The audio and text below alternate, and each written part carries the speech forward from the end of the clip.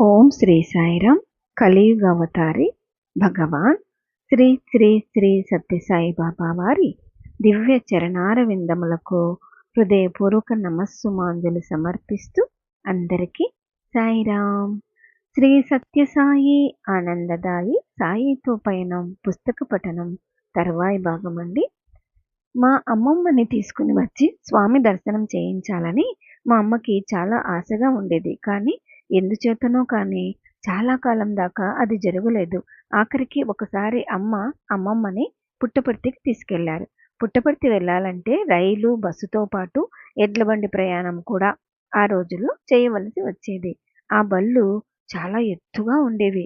బండిలో కూర్చున్న వారు కిందికి దిగాలంటే దగ్గరలో ఉన్న ఏదైనా ఒక అంగడి నుండి ఒక బెంచినో స్టూలునో తెచ్చి వేసి దాని మీద కాళ్ళు పెట్టి దిగవలసి వచ్చేది. దిగేందుకు స్టూలు తీసుకుని వచ్చి వేస్తాను, కొంచెం ఆగు అని చెప్పి అమ్మ వెళ్ళారు. ఇంతలో అమ్మమ్మ తొందరపడి బండిలో నుండి కిందికి దూకేశారు. కాళ్ళు బెనికి వాచిపోయింది.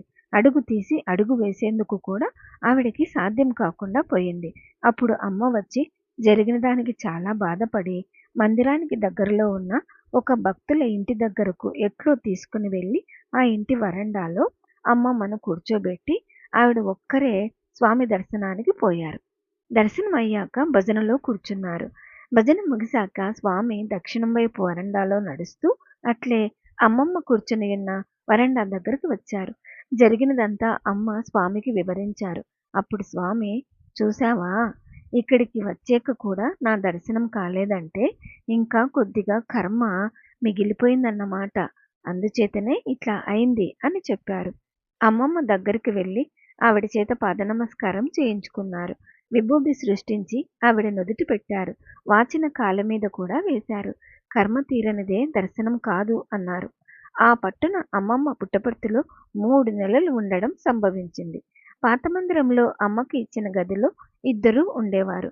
అక్కడి నుండి ప్రశాంతి నిలయానికి నడిచి వచ్చి స్వామి దర్శనం చేసుకునేవారు. స్వామి టిఫిన్ చేసే గదిలో ఒకసారి మా అమ్మమ్మ శ్రీవారికి పాదపూజ చేశారు. వాళ్ళిద్దరూ పాదపూజ చేస్తూ ఉంటే స్వామి పాట పాడడం ప్రారంభించారు. కమలాంబ నా చింత దీర్చవమ్మ అని స్వామి పాడుతూ ఉంటే మా అమ్మమ్మ ఆశ్చర్యపోయారు. పాట పాడడం ముగిశాక, ఈ పాట తమకు ఎలా తెలుసు స్వామి అని అడిగారు. అప్పుడు స్వామి చిరునవ్వు ముఖంతో, అమ్మాయి, నీవు దేవునికి దీపం వెలిగించి వంటింటి తలుపు చాటున కూర్చొని రోజు ఈ పాట పాడుకునే దానివి కదా అని ఆవిడను ప్రశ్నించారు. స్వామి అలా అడుగుతూ ఉంటే ఆవిడ విస్తుపోతూ స్వామి వదనార విందాన్ని చూస్తూ ఉండిపోయారు. వెనుకటి విషయాలన్నీ ఆవిడకి మనస్సులో మెదిలాయి. ఆవిడ తమ ఊళ్ళో స్వామి చెప్పినట్లే చేసేవారు. కానీ ఆ సంగతి స్వామికి ఎలా తెలిసింది? ఆయన కళ్ళారా చూసినట్టు, చెవులారా విన్నట్లు, జరిగినట్లుగా చెప్తున్నారే, ఇదెలా సాధ్యం? పూజ ముగిసింది. ఇంకా హారతి ఇవ్వవలసిన ఘట్టం వచ్చింది.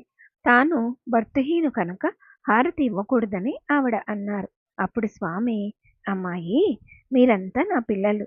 భర్త ఉన్నవారు లేనివారు అన్న భేదం నాకు లేదు. అందుచేత నీవే హారతి ఇవ్వవచ్చును ఇయ్యి అని చెప్పి స్వామి మా అమ్మమ్మ చేత మంగళహారతి ఇప్పించుకున్నారు. అచ్చమైన మాతృప్రేమ అంటే ఇదే. నిర్మలమైన ఆ వాత్సల్యానికి, ఆ ఆత్మీయతకు ఆవిడ కరిగి నీరైపోయారు. ఆవిడకు ఓర్పు చాలా ఎక్కువ. ఎవ్వరేమన్నా కూడా కోపగించుకునేవారు కాదు. నీలో ఉన్న ఓర్పు అనే ఈ గుణం వల్ల నీకు ఉత్కృష్టమైన జన్మ వస్తుంది అన్నారు స్వామి మా అమ్మమ్మతో. 1954 ఏప్రిల్ 14న కొత్త మందిరంలో బాబావారి దర్శనం కోసం కాచుకొని ఉన్నాము. మేడ మీద బాల్కనీలో నిలబడి దర్శనం ఇచ్చారు. ఎండలో నిల్చున్నారు, ఊరికి పోతున్నారా అని అడిగారు. మేము లేదు స్వామి అన్నాం. మంచిది అంటూ లోనికి వెళ్ళిపోయారు. నేను అమ్మ మళ్ళీ మందిరం ముందు భాగంలోని నీడలో కూర్చున్నాం. బెంగళూరులోని ఒక సాధువును గురించి ఇద్దరం మాట్లాడుకుంటున్నాం. తల ఎత్తి చూసేసరికి స్వామి బాల్కనీలో నిలబడి ఉండడం కనిపించింది. మాటల సందడిలో ఉన్న మేము అది గమనించినందుకు చాలా సిగ్గుపడి పోయాం. తటాలున లేచి నిలబడి చేతులు జోడించాం. శ్రీవారు మమ్మల్ని చూసి నవ్వుతూ, అమ్మాయి, ఇక్కడ చల్లగా ఉంది కదా అని అడిగారు. అవును స్వామి అన్నాం. ప్రశాంతి మందిరం చుట్టూ పూలతోనూ పండ్లతోనూ కలకలలాడుతూ తోట పెరిగి ఉండడం చేత ఏప్రిల్ నెలలో అయినా భరించలేని వేడి లేదు.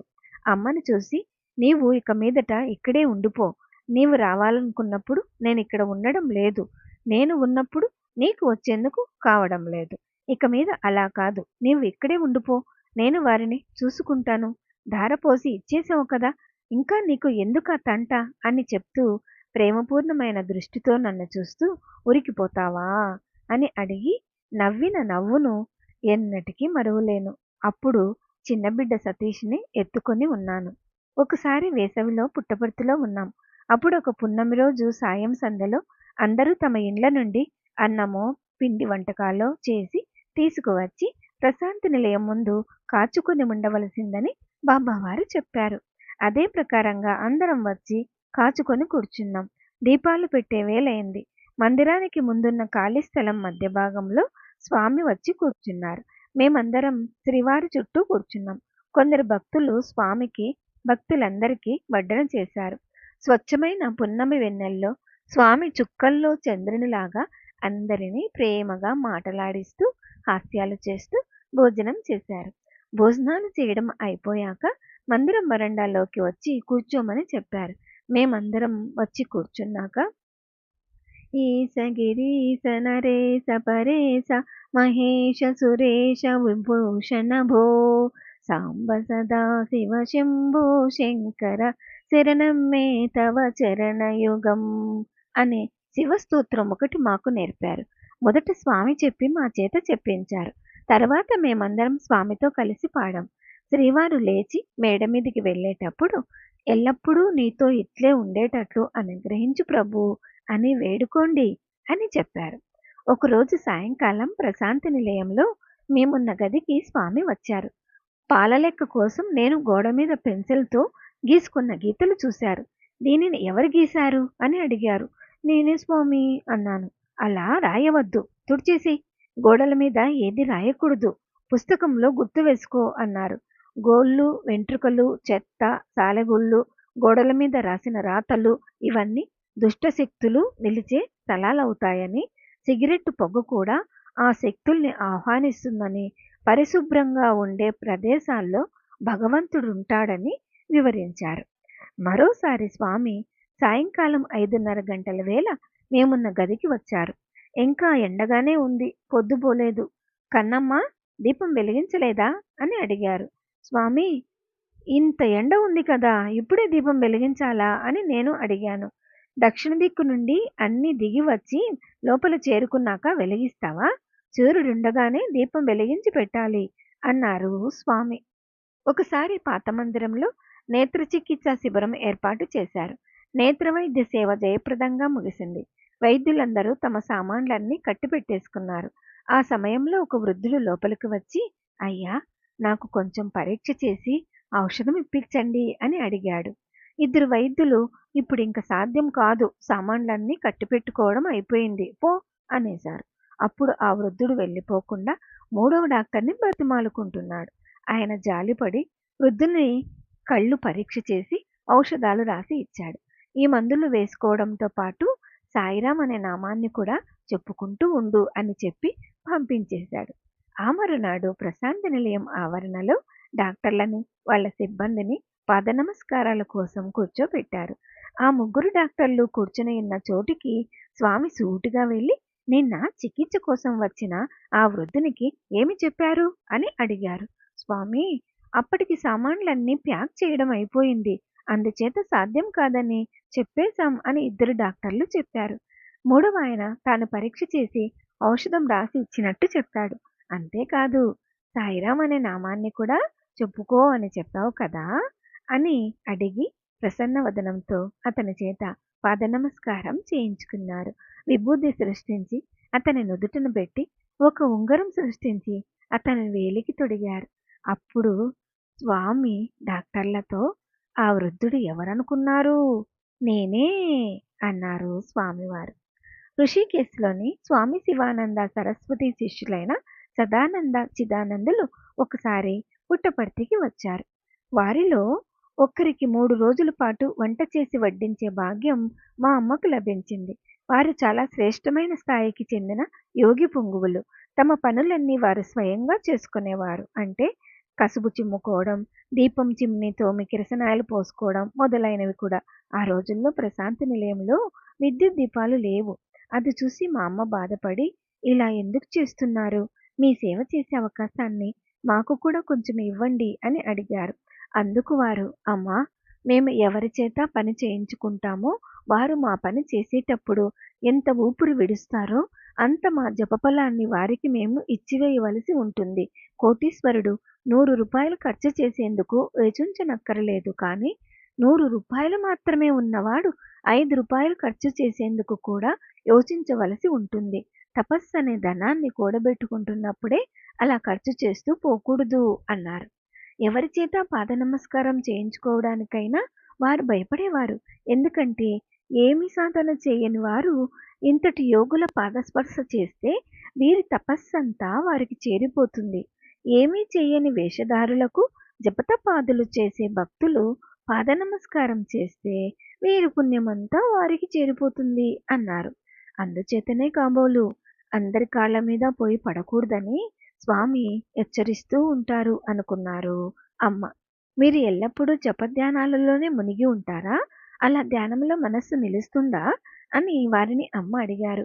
అందుకు వారు, లేదమ్మా, అలాగా ఎప్పుడూ చేయడం సాధ్యం కాదు. జపధ్యానాలు చేసే నిర్దేశ సమయాలలో తప్ప మిగిలిన సమయాలలో సదాలోచనలు చేస్తూ ఉంటాం. ఎలాగంటే ఎక్కడో ఇంటికి నిప్పంటుకొని కాలిపోవడం, ప్రవాహంలో జనం కొట్టుకుని పోవడం, భూకంపాలు రావడం మొదలైన విషయాలను గూర్చి వినడం సంభవించినప్పుడు వారికి మేలు కలగాలని దేవుని ప్రార్థిస్తాం. ఈ సద్భావ తరంగాలు సహృదులైన శ్రీమంతుల మనస్సులలో ప్రవేశించి వారి ద్వారా ఆపదలలో ఉన్న వారికి సహాయం లభించేలాగా చేస్తాయి. ఆ విధంగా మేము లోకక్షేమానికి ప్రార్థన చేస్తాం. లోకాన్ సమస్త సుఖినో భవంతు అన్నారు. బాబా వారు మీకు ఉపదేశం చేశారా అని వారు అమ్మని అడిగారు. ఆవిడ లేదని చెప్పారు. ఆ మాట విని వారు ఆశ్చర్యపోయారు. అట్లయితే ఉపదేశం లేకుండా సాధనలు చేయకుండా ఇక్కడ మీరేం చేస్తున్నారు అని వారు అమ్మను ప్రశ్నించారు. 2 పూటల సత్యసాయిబాబా వారి దర్శనం చేసుకుంటూ భజనలలో పాల్గొంటున్నామని ఆవిడ బదులు చెప్పారు. ఇంత మాత్రం చేస్తే చాలా అని ఆయనకు ఆశ్చర్యం. ఏ నియమము లేకుండా ఆశ్రమవాసులంతా మంచి వస్త్రాలు ధరిస్తూ భక్తి శ్రద్ధలతో భోజనోపచారం చేస్తూ సంతోషంగా ఉంటున్నారు కదా, ఇది చాలా అని అడిగారు. అది స్వామినే అడగండి అని అమ్మ జవాబు చెప్పారు. వారు ఈ విషయమై స్వామితో ప్రస్తావించినప్పుడు పూర్వ జన్మలలో చేసిన సాధనల ఫలితంగా వారు నన్ను పొందారు.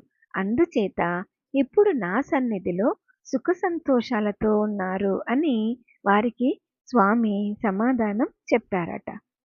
ఓం శ్రీ సాయిరాం. తర్వాయి భాగం వచ్చే వారం విందామండి.